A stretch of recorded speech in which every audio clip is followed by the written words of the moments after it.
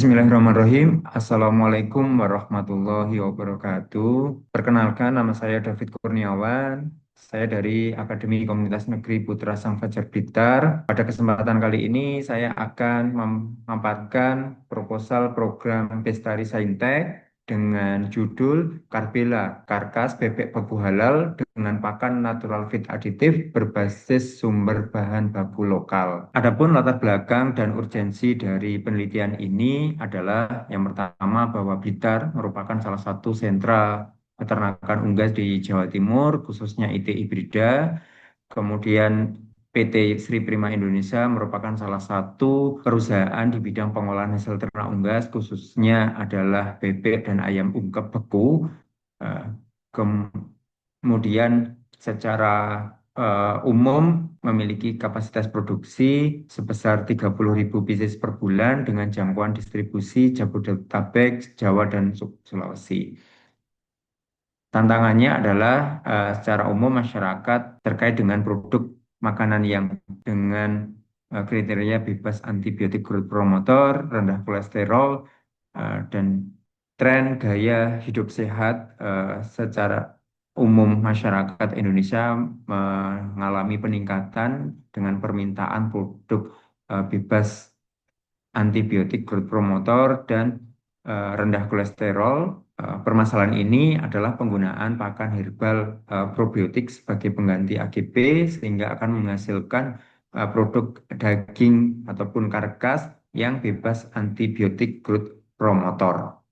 Kondisi peternakan unggas pada eh, skala peternak itu memiliki daya tawar yang rendah terkait dengan hasil panen itik pedagingnya, kemudian di sisi lain biaya produksi khususnya adalah pakan yang tinggi sehingga eh, masyarakat rawan. Di sisi lain, industri pengolahan seperti Sri Prima Indonesia ini butuh pasokan daging itik yang stabil dan berkualitas.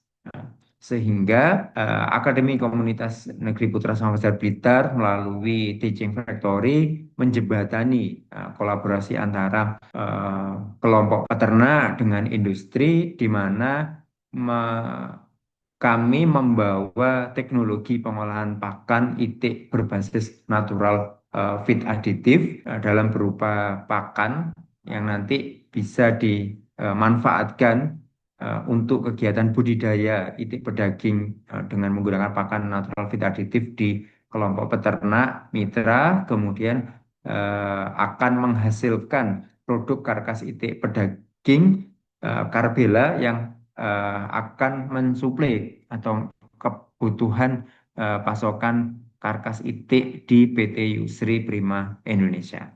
Assalamualaikum warahmatullahi wabarakatuh. Perkenalkan, nama saya Wijaya Prima Saputra. Saya pemilik dari PT Yusri Prima Indonesia yang berlokasi di Kota Blitar.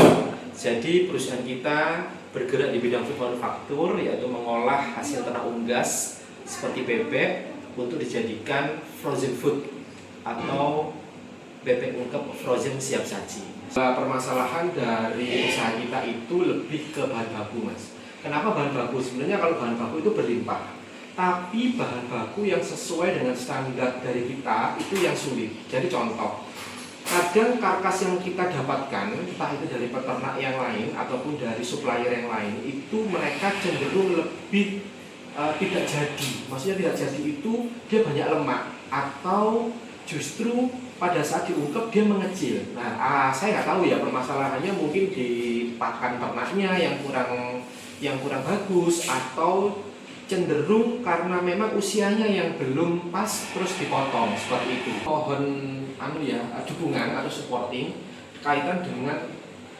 karkas. Karena kenapa? Karkas ini kan kita sudah punya standar SOP ya, yang bagaimana itu memang yang paling tidak waktu diungkep itu dia tidak menyusup terlalu banyak. Nah, harapan saya itu pada saat kita membelanjakan karkas atau kita dikirimin karkas bebek itu, dari bobot yang kita terima itu stabil. Assalamualaikum warahmatullahi wabarakatuh. Perkenalkan, saya Bayu Widianto, owner dari Ternak Mulia. Alhamdulillah kami dipercaya menjadi mitra dari Akademi Komunitas Negeri Putra Sang Fajar Blitar. Kalau kita biasa di peternak bebek pedaging itu ketika mencampur pakan sendiri kan bentuknya mesh atau tepung gitu ya.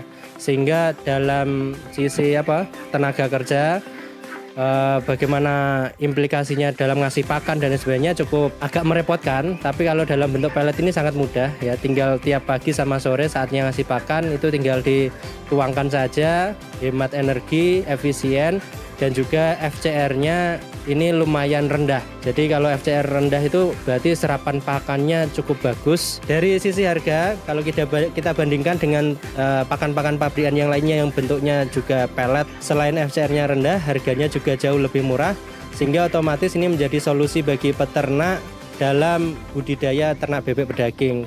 Nah, terima kasih Akademi Komunitas Negeri Putra Sang Fajar.